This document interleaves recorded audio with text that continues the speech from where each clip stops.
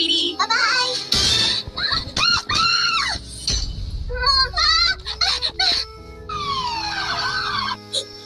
Mom, please come back. You have to pay some advance for treatment. But I don't have money. Mom, I promise I will save you.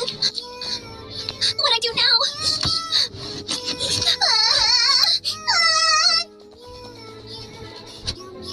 Please open the door.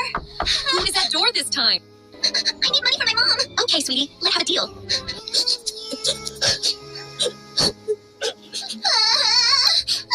You saved my mom. Don't worry, she'll be okay. I sold my hair. It's okay, honey.